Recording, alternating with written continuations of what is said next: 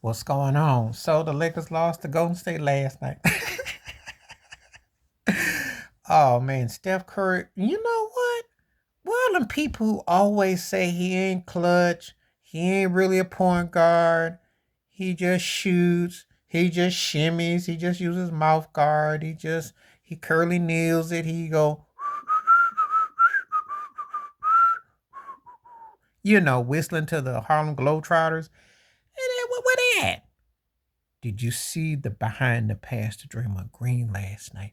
Draymond didn't miss a shot, and I ain't giving Draymond no love because he should be on the thinnest of thin. But he made all his threes. That was crazy. This got so funny last night they called him Steph the Splash Brothers cousin. And you know what Clay did? Clay was looking good, but did you see that pass behind Rue's ear last night? Whiffed to Clay. Who said Steph Curry don't know how to play point guard? Who said why is the man taken for granted? He fundamentally handles the ball, controls the tempo. More importantly, they've beaten the Lakers 3 out of 4. They hold a tiebreaker. Season ends, the Lakers are playing in, and they have to go probably travel to Golden State. They have to take 2 road games to get in the playoffs. What is not being said? And I broke clock. Stephen A. Smith was right.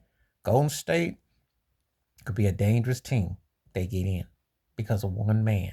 The best player of the last decade, Steph Curry, Wardell Steph Curry, over LeBron James. Will you stop? Stop giving LeBron all this juice and narrative juice. He scored 33 last night, but he had his teammates. He can't get his team. I know AD's not there.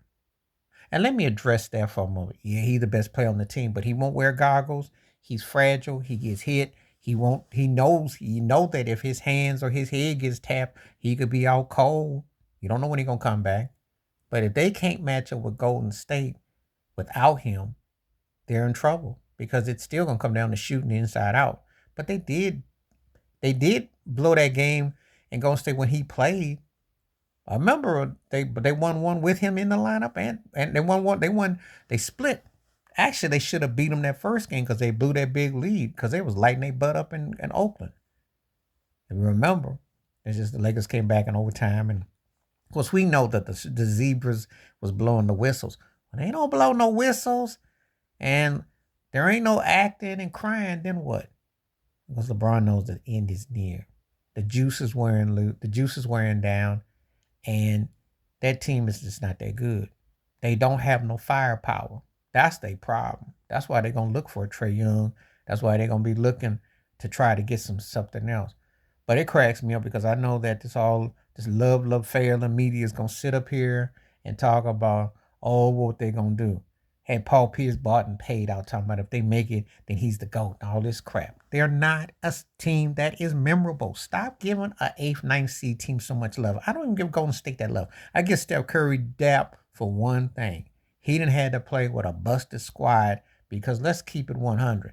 Draymond's antics and stuff should have probably, if David Stern was still the commish, you wouldn't be seeing Draymond Green to probably right about now. Keep it 100. And Klay Thompson played himself to being a bench man at this stage. Not consistent. Game fell off, got old right before your eyes. Wiggins, when he's on, he's good, but you just don't know when you're gonna get with him. And they had to rotate and move and everything. Oh yeah, and by the way, that block by Gary Payton Jr. Give it up for GPJ. Cause he got spring in him. And he fits. He fits Golden State. He fits. But I'm not gonna sit here and say nothing crazy and ludicrous. They're not going to beat no Denver Nuggets. And the Nuggets shouldn't have to worry about nobody below them aside from maybe it depends if Dallas brings it. I think that's about it and what the Clippers do. And by the way, that former Laker last night, Russell Westbrook had that triple-double. Think that ain't lost? Y'all played anything the Lakers front because the mighty great white hype Reeves and D'Lo, come on now.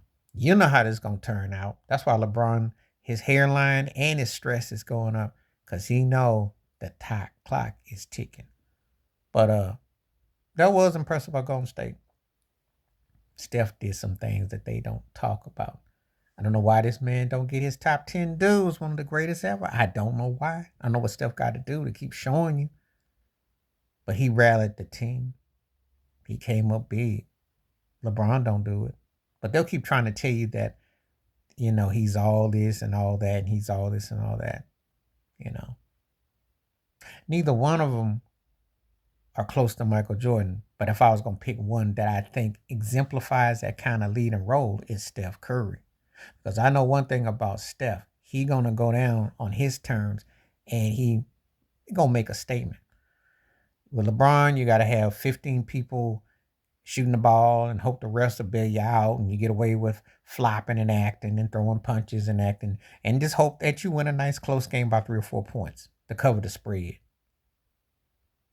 Am I saying that Rudy Gobert was onto something when he said, yeah, I am? Please like, subscribe, work on thoughts, comments, and I do respond. Thank you. Wash your hands. Keep your mind clear. Watch out for another shitter if you like my piece.